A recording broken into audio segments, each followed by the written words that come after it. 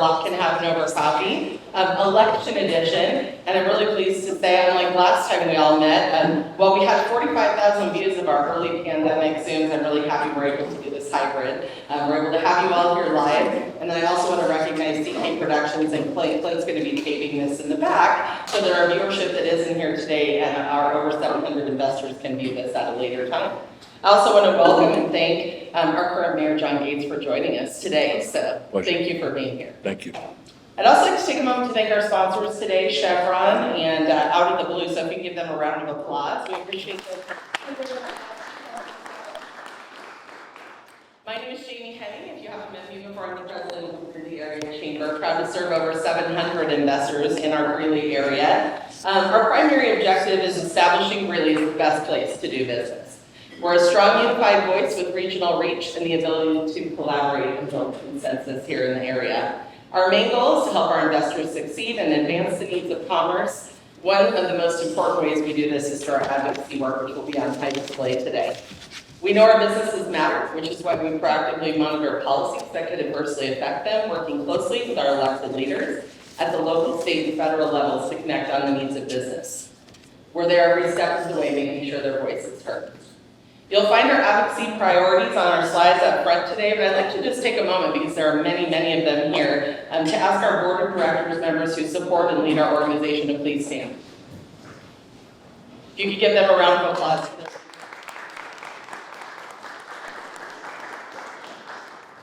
I'd also like to ask our policy steering committee members who are here today to please stand. Their leadership around this forum has been amazing, so thank you. And I'm just going to take a quick point of privilege to congratulate Levi on his new baby. We did invite the full pool of candidates, so we invited our Mayor, John Gates. We also invited his challengers, Jim Etheridge and Bill Gillard. They are not with us today, but we did want to let you know in our audience that they were invited. So we want to take a moment to thank you for your heart for service, Mayor, and your leadership in the Greeley area and region, and want to commend you on your decision to run and to serve. We're going to go ahead and ask a few questions today. Levi and Tom will give them a little time here while they're reviewing audience questions. And then before I get started with questions, I'd like to go ahead and just give you 3 minutes to do an opener on your candidacy. Thank you for the lead-in, Jamie. I'm John Gates. I know many of you. For those that I don't, it's nice to meet you. I'm your current mayor. I'm proud to be your mayor. I tell you a little bit about my background. I was born and raised in Greeley, and I was educated in Greeley. I spent just shy of 26 years with the Greeley Police Department. Retired in 2003, not necessarily because I was ready, but I had an offer to go to the school district as chief of security. It's a position I still hold. I'm in my 21st and final year with Greeley Evans School District 6. I'm going to join my wife in retirement next June from my full-time job. I was elected to Greeley City Council in 2009. Those are 4-year terms. I was reelected in 2013. It was my pleasure to serve under Mayor Tom Norton. Mayor designated me through vote of council my very first night as a city council member as the mayor pro tem, which in layman's terms is deputy mayor. I was scared to death thinking, Tom, I just got elected to city council, but I appreciate the faith that he showed in me. Tom mentored me a lot. I became the obvious choice on Greeley City Council to run for mayor in 2017. I spent about a year making that decision because I didn't want to make it haphazardly. Got a lot of support from my wife, Mayor Norton, City Council, my boss in my other job, Dr. Pilch. Was elected as your mayor in 2017, re-elected in 2019, re-elected in 2021, and I stand for my 4th and final 2-year term in 23. I very much appreciate your support. To Jamie's point, I have 2 opponents. I'm disappointed they're not here. I believe as an elected official or one that advised to be an elected official that they should get to know their constituents, but more importantly, let their constituents know what their platform is and what their strengths and weaknesses might be for office. So I'm pleased to be here. I'm disappointed that they're not, but I think we should move forward, Jamie. Thank you. That's good. All right, I'm going to ask a business question to start today, because that's probably what's on the top of the minds of our audience today. How do you plan to ensure a business-friendly environment where businesses can grow and thrive? We have to continue to provide opportunities. We have to foster a business-friendly climate. I think we're kind of at a crossroads now as we grow. As you all know, we're growing pretty substantially. Hardly a day goes by that somebody doesn't say, Mayor, stop the madness, stop the growth. And we can't stop it. There's some reasons that we are growing when other communities are not. One, we have a pretty extensive growth boundary, primarily to the west, but not all to the west, that we need to grow in. But the important thing, as is pertinent to your question, Jamie, is we have to diversify that growth to the extent we can. As I drive out West 10th Street, as I'm sure you all do, towards our western boundary, which is County Road 17, sort of the road shop is out there, and where the junkyard was out there and cleaned up, and now there's another one in the works. We need to have something other than multifamily out there. I've said it probably for the last year that I think we're overbuilding out there. I'm probably wrong, because as we get them built, folks are moving into them. But it's important to us to diversify growth to include some residential housing, which is coming, and some commercial and industrial sites as well, so that the last thing we want to do is become a bedroom community. But we are a business-friendly city council. I will stand on my record, both as a city councilman and mayor in that regard, work closely with the chamber, and I think that's of extreme importance as we move forward. Water is also a critical resource for that growth that we just talked about, and the scarcity is real that we deal with. What solutions can you identify or have been identified for citizens and businesses alike, and how will you use your voice around that issue? So water is a critical resource. As I look around the room, there are some in this room that know far more about water, John, Tom, and some others maybe, than I do, but we have a really adequate water supply, and that's for two reasons.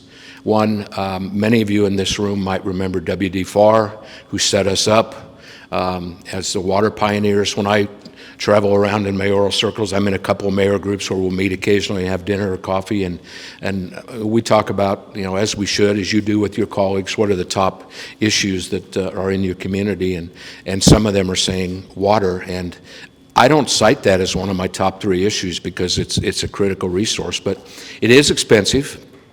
It's true that some of that cost is being passed along to our constituents. We're trying to minimize that. We have an outstanding water board. I sit on the water board as a mayor, as a non-voting member, and frankly, each month I just watch the outstanding work that they do. They set the rates. Council approves that, but here's the sad fact about water is that in some point early in my tenure, water was about $25,000 per acre foot.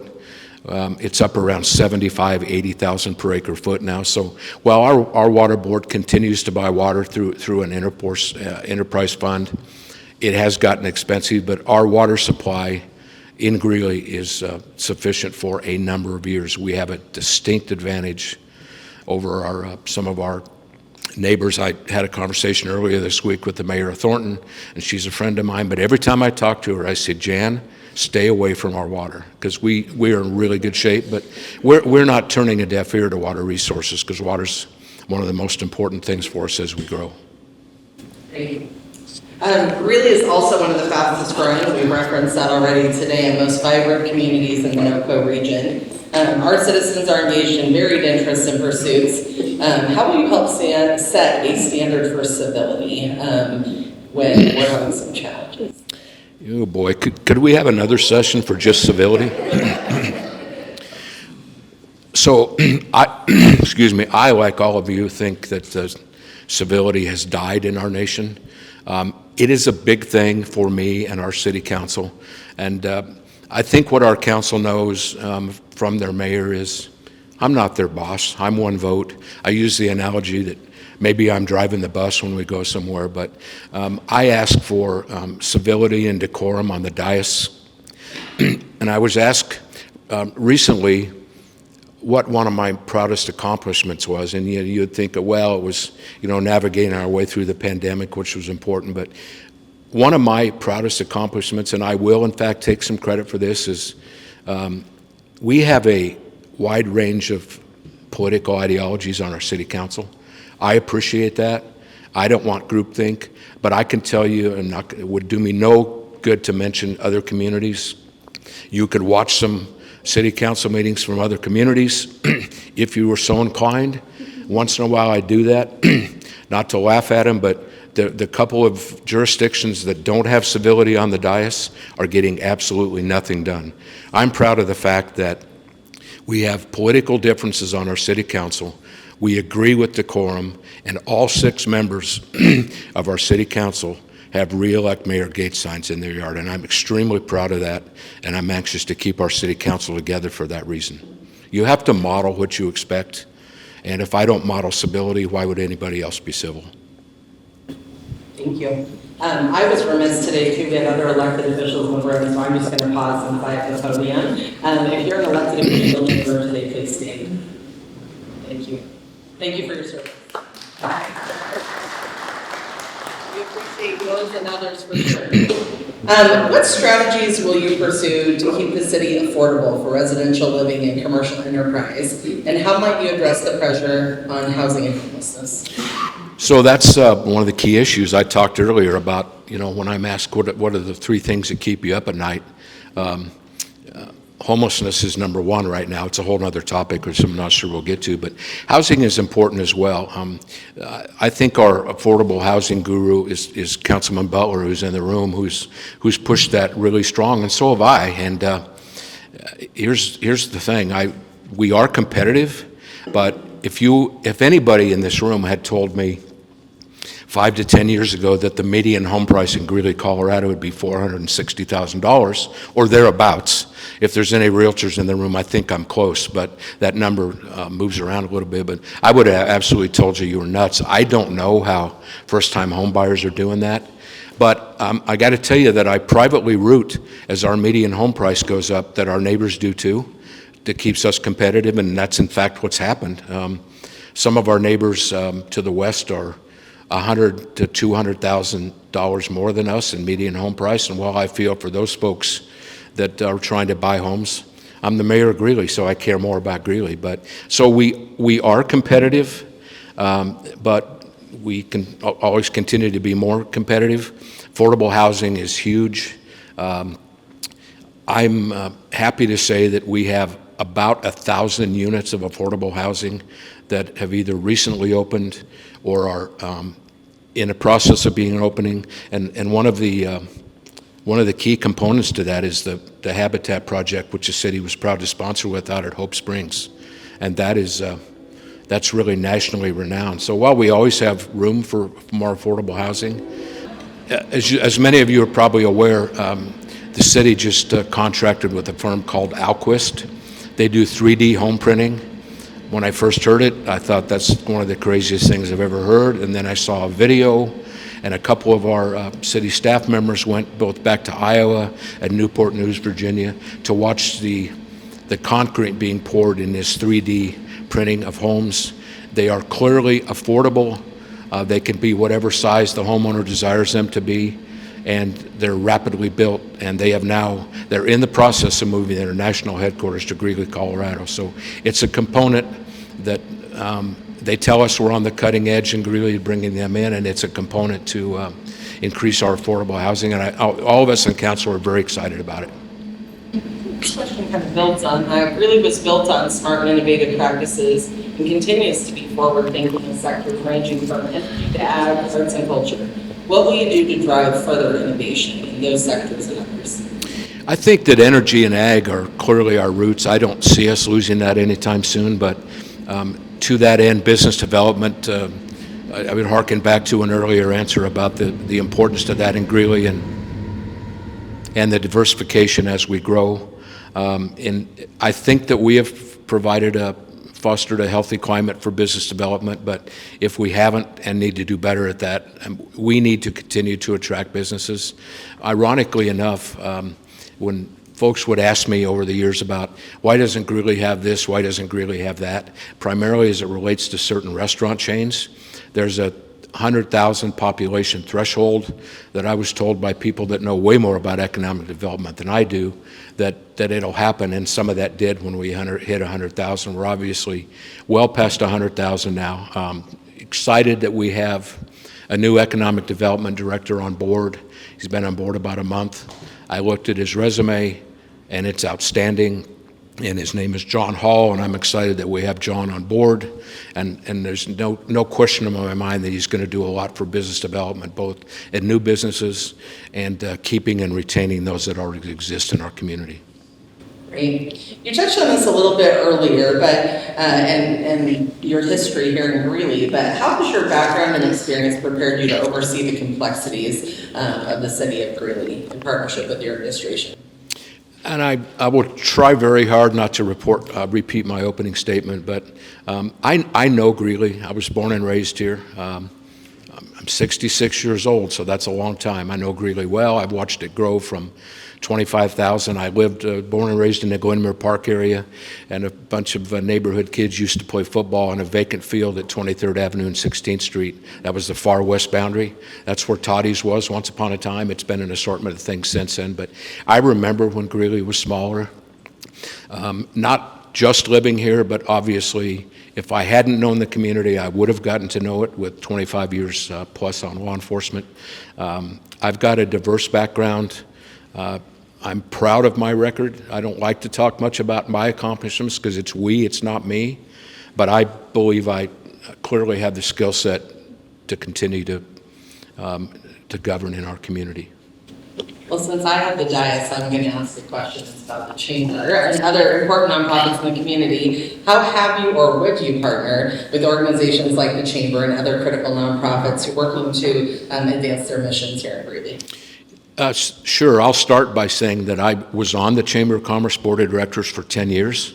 I stepped aside a few years ago to give some other folks an opportunity to lead, but I got to know the kind of the workings of the business community and the collaboration between the Chamber and the business community at that time. The Chamber Board was involved in things like site visits, delivering cookies during Small Business Week. And you know what we learned through the pandemic, if we didn't already know it, is that our small businesses carry our communities. It's not that the box stores aren't important, but you know, the Mary Odie Roberts small business, lots of others, they are carrying our community. And so it's important that we work with them. When the pandemic happened, I think we were just like any other community in that we were trying to help our smaller businesses, specifically our restaurants, to keep them afloat, you know, separate from the PPP issues. And we kind of led an initiative to expand the footprint of some of those businesses to allow them to continue to operate outside. And I think we made a lot of friends, in specifically the downtown community, but not all the community, for them to understand that their city council had their back. So, and then I would just probably close with, been very active with Visit Greeley. That's an arm that's run by the Chamber. They do an outstanding job. I don't see Heather in the room, but they've typically asked me to come and during Hospitality Week and give out a few awards, and I'm always happy to do it. But this year they said, hey, would you go with Heather to every innkeeper in town that provides lodging tax that makes us purr and deliver cookies? And I carved out, took an afternoon off from my full-time job, and can't tell you how much I enjoyed going out and visiting every innkeeper and how excited they were to see Heather. And so I think that lots of good things are going on, but it's like anything else. We've got to keep our finger on the pulse to keep the positive momentum going. Yeah, we appreciate your support and partnership with our organization for sure. Before I turn it over to Levi, I'm sure you have lots of audience questions. I was asked by one of my new staff members 2 weeks ago, what is my why that I started in the chamber industry? And so I think that's really at the heart of the matter. Not only have you run for office, but you continue to run for office. So can you tell us a little bit about your why? I can, I'm asked oftenly. I am asked quite often. Can you make up a word here in this forum? I'm asked quite often why I got into politics. Is this something you wanted to do when you were little? The answer is a definite no. Some of you that have been around Greeley a long time might remember back in late 2008, 2009, where our city council, we're on the front page a lot, right? But it's for things we're doing in our community. Sometimes we get bad press, which probably we deserve, but some of our city council members were doing things that were incredibly stupid. brought discredit to their community, to the council. A number of city leaders got together and drafted a bunch of us to try to run to bring some professionalism to city council. I know for sure they drafted Mayor Norton, and I was there were 4 of us that they drafted, and I went to lunch with him and said, "No, I'm flattered that you would ask, but not interested." And I went home and told my wife, I had this crazy lunch today where the bunch of city leaders asked if I'd run for city council, and she said, "Well, you told him yes." And I think I said, "Well, hell no, I didn't tell him yes." So long story short, like often happens with decisions I make, is I listen to my wife, because she's quite a bit smarter than me, and she said, you would be really good at that. So I talked to, I didn't know Tom very well at that time, but I talked to Tom, and I knew Tom's philosophy, and I talked to Mike Guile, no longer with us. He was my lead political mentor, and he talked me into it and said, "I'll run your campaign." So I ran, reluctantly I ran, and was elected, and I enjoyed it. I thought, it sounds cliche, but I was giving back to my community. I was making a difference, albeit a small one, and I thought we had a cohesive crew. And then I've continued to run. As I said earlier, I've spent about a year making the decision whether I wanted to term limit out as a city council member and ride off into the sunset, because I already have a full-time job, or run for mayor. And through a lot of people that I've already mentioned who were really important to me, I continued to run. I thought seriously again about stepping aside this time.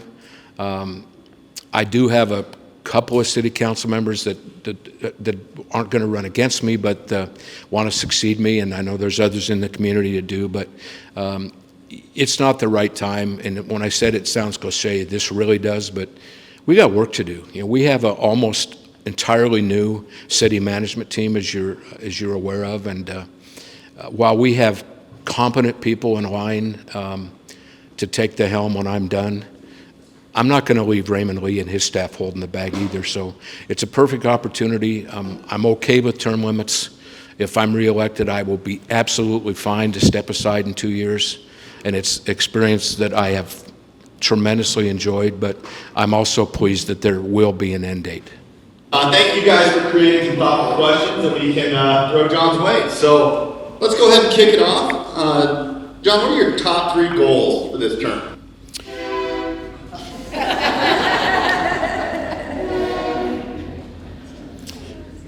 That was a ploy so that it give me more time to think about my answer.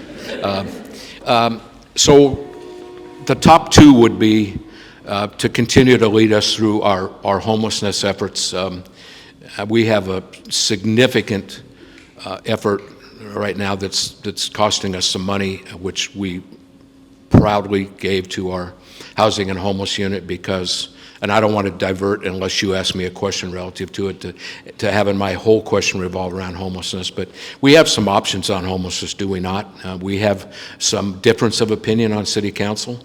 It's like any other body, you have, majority has to rule, but we have a council member who wants to do nothing about the homeless situation, and while I respect his opinion, I don't agree. The majority of us want to have some solutions that are compassionate, to bring a high percentage of those that are not homeless by choice out of homelessness. So that's one of them. And the other is, I said earlier about keeping our finger on the pulse. To the degree we can control it, we have to keep our finger on the pulse and manage growth. And that's ongoing. That's a discussion that we need to have daily. And then the third is concentration on infrastructure. We have, as you all know, that are Greeley residents, we asked you all for some funding a couple of years ago to help us complete the intersections at 23rd Avenue, or 35th Avenue and 34 Bypass, and 47th Avenue and 34 Bypass. It probably wouldn't surprise you to know that the intersection at 35th Avenue and 34 Bypass is our busiest intersection by far. Nothing's even close to it. They're not unsafe, but they need to be dealt with pretty directly. CDOT has rearranged their priorities. They are present with us, partnering on the design stage of those intersections.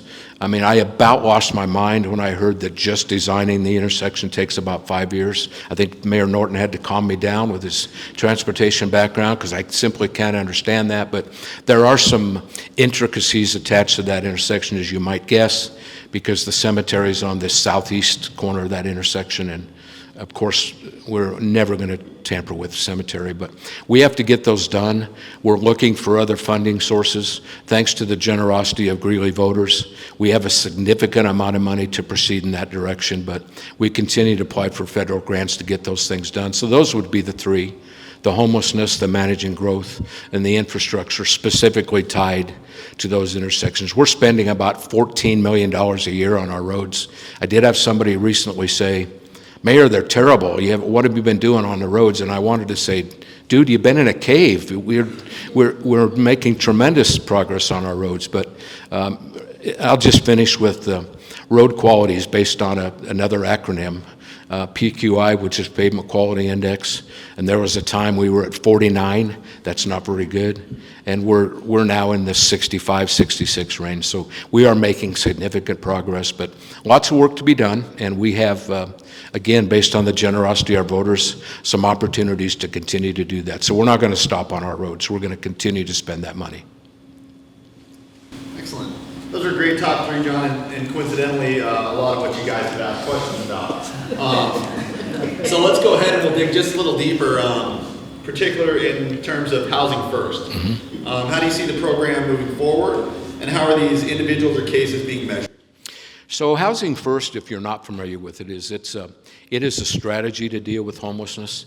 I first heard about Housing First from Juliana Kitten, who the city hired some time back. She's out of Amarillo, Texas. She is clearly an expert on housing and homelessness. We have her on board. She's not only doing an outstanding job with housing and homelessness, she's an outstanding individual that if you ever have a chance to meet with her, she's really good. But she brought lots of ideas. Raymond Lee had the foresight to realize that this homelessness issue was not going to go away. And she was mentored by a Dr. Sam Tabaris, who was in town a couple weeks ago that I had the pleasure to meet. He's the architect of Housing First. Housing First is not loved by everybody because it does include the component of providing housing, short-term housing for those that are homeless. I'm a fan of Housing First. I vetted it. I had a few people, some of whom are leaders in the community, say, "Mayor, give this Housing First a look. It's a boondoggle." I don't agree. Appreciate the posture of those that don't agree, and I would ask them to continue to vet it. But we are using Housing First in a pilot program, which the city funded about $1.4 million, and the theory behind it is we have identified, primarily through the assistance of our public service safety agencies that are dealing with the chronic homeless every day, 60 chronic homeless, and we're case managing them, and we've gotten to know them, and our housing team has daily contact with them. And you know, people say, well, what causes homelessness? And I'm not sure there's a universal answer, but it probably not going to surprise you if I were to tell you that they're either veterans that have suffered PTSD. By the way, I'm told, both by our people and United Way, that all of our homeless veterans have been housed. I guess that could change on a daily basis if we have homeless coming into town that are veterans, but they have, in some cases, significant mental health, drug and alcohol issues, and also physical health issues. In talking with Julie earlier this week, I learned that we have a pretty high percentage of those 60 that are suffering from diabetes. So if you take diabetes on top of some of those other factors, it's certainly a factor, and we need to look for resources. Also been told that I've heard, well, some of the detraction to Housing First, one of our council members, for instance, will say, based on that old baseball movie, if you build it, they will come. And I appreciate his posture, but I don't see a lot of homeless busing their way in from Connecticut to Greeley, Colorado. But here's a fact. I asked for this number in preparation for today, and I was presented with a number that the average age of the 60 chronic homeless that are in our pilot program. I'm sorry, the average time in Greeley is 30 years. So that tells me that we don't have a lot of transients pulling into town that we're trying to case manage. In a way, it doesn't matter. They're homeless, and I think we have an obligation to help.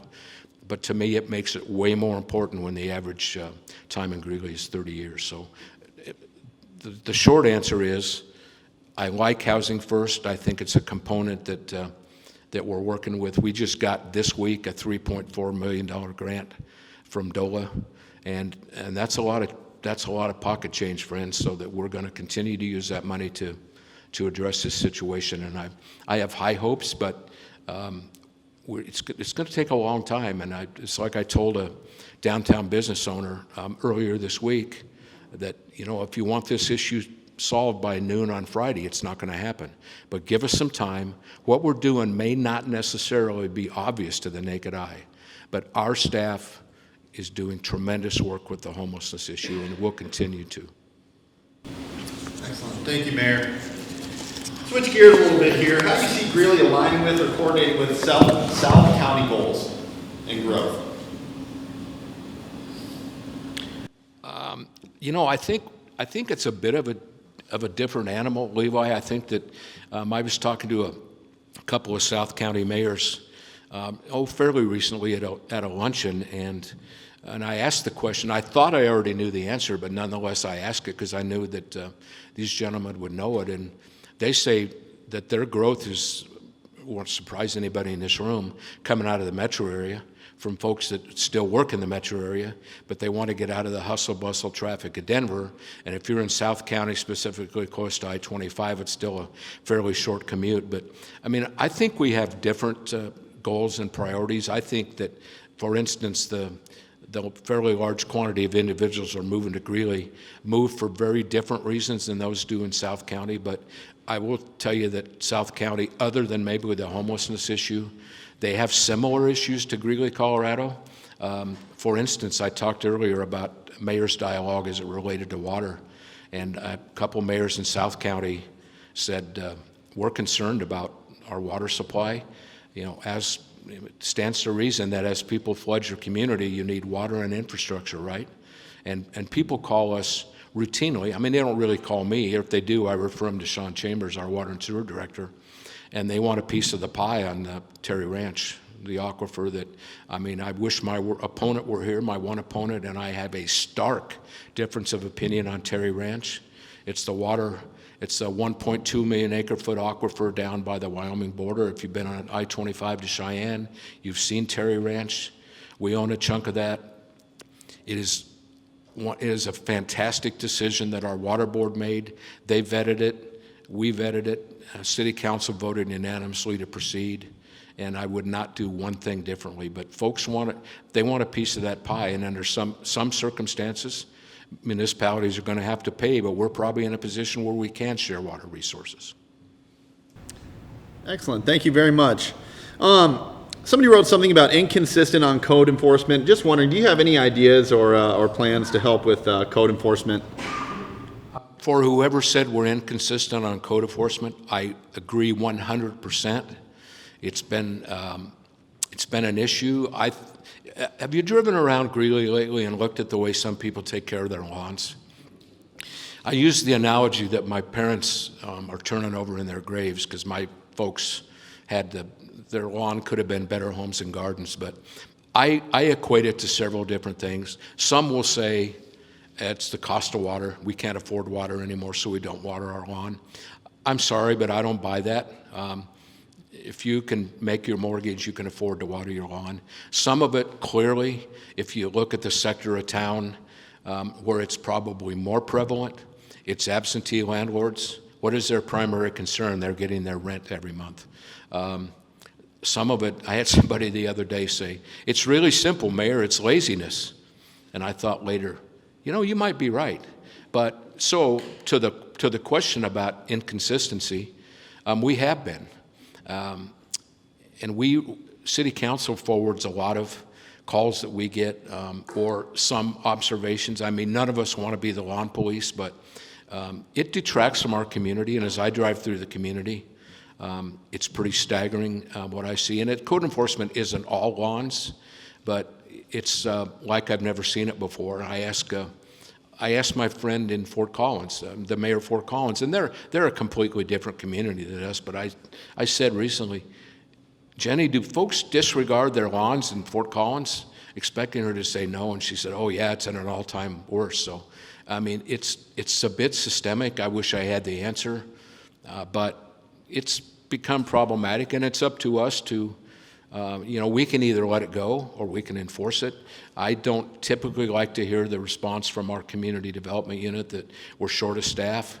That's a little worn out with me as we recovered from the pandemic, but it is inconsistent, and we talked about that. I talked to the city manager this week about the standards that we have in application of that, and if we are in fact short of staff, if you would ask the city council to give you some more money, chances are good we'd do that, which, by the way, our budget is financially sound. We have well more in our reserves than we're required to have, which I'm proud of this council for not just keeping the amount of money that would satisfy the requirements in financial reserve, but we have that. And the fact of the matter is we also have a $400 million budget. So if we need some more personnel, let's get them on board. It is, in fact, inconsistent, and I'll own that. Excellent. Mayor, I'd like to give you a few minutes just to share some thoughts you might have, and I'd also like to throw in, what are you excited about moving forward? I'm excited about growth. Part of me agrees with the folks that say slow it down, but I see Greeley really blossoming.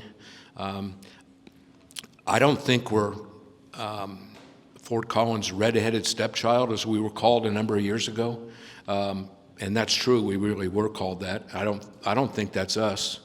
I think that I could not be more proud to have been born and raised and lived in Greeley.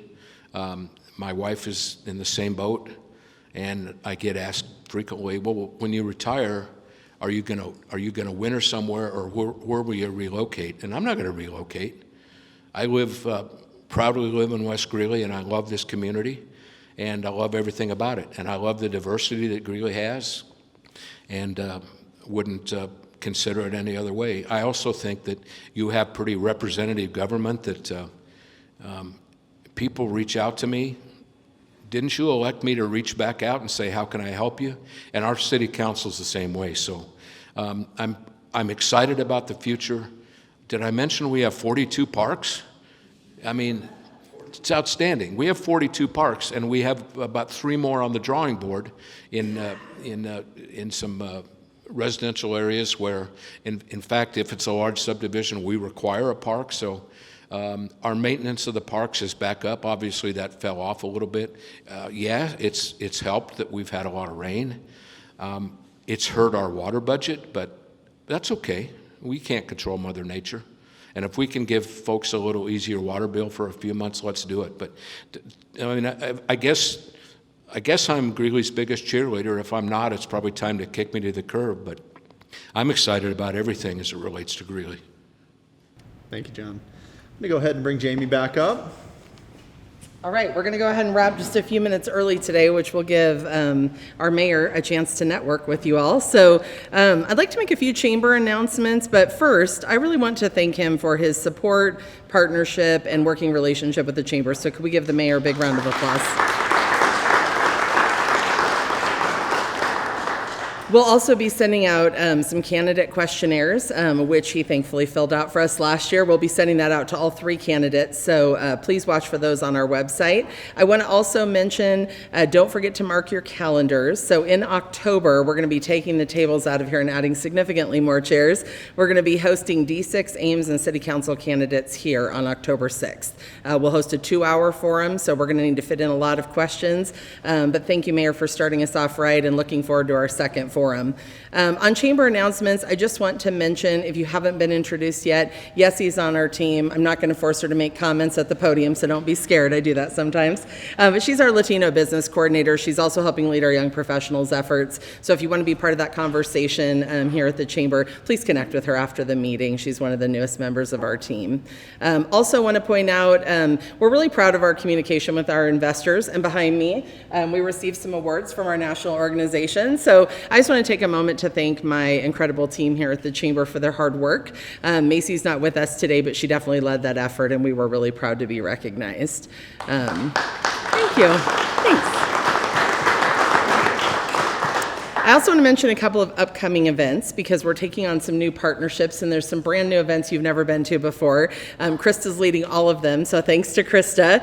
The first one I want to mention is the Ag Tour. We may have just a couple seats left. We're close to full. It's an amazing day, just an immersive experience to get out and see all that Greeley has to offer. So we'd love to have you there. We're also partnering with UNC on an energy symposium. Previously, it's been mostly focused on our energy sector partners, but what we're doing is actually opening up at the request of our investors for the community to come and hear more about how our energy sector, both legacy and innovation sector, are benefiting the work we do. So there will be tickets for our investors, and we'd love to have you come to that. It's a brand new event, so see Krista on that as well, or check out our website. That's coming in October. And then Business After Hours this month, I believe, am I right on dates, is going to be Greeley Eats. So our restaurant partners continue to work through some really tough dynamics, and they really can use our support. So we're doing a foodie event that will also have brew partners. We're doing it at UNC. So Business After Hours this month will be the first of what I hope are many, many successful events of Greeley Eats. So I hope you will come, and I hope you will support that effort. I hope also that we helped educate you today. We have some incredible servant leaders in our community, and we really appreciated the mayor taking time and you taking time to get to know their platform a little deeper. I also wanted to mention, overall, we appreciate so much. The chamber survives because we thrive at the line where we work with government, we work with our community members, and we work with our business members. And so being a voice in that is an incredibly important opportunity for us. And a final thought for all of those of you who are with us today, please vote. Use your voice. And make decisions for our community better, because sometimes I talk to investors and they'll say to me, oh, policy's scary, policy gets really partisan. The chamber operates on that nonpartisan line, and policy makes your world go round. So that's why you're all here today. That's why we do the Common Grounds forums. And also remember, the political process does not end on election day. So thank you for being part of that process year round. I hope you'll attend these Common Ground forums, and there's a little time to network with our mayor. So thank you again for joining us today. Jamie, could I have one final thought? Absolutely. No, it's quite all right. I forgot to mention, a political mentor of mine early on said, make it a habit of having a one-page document that talks about what you've done and what makes you tick. I have that. I would love for you all to take one and tell your friends that I'm not a bad guy. I will close the way I started. I'm proud and honored to be your mayor, and I would love, with your permission, to serve one more two-year term, and I wish you a great Labor Day weekend.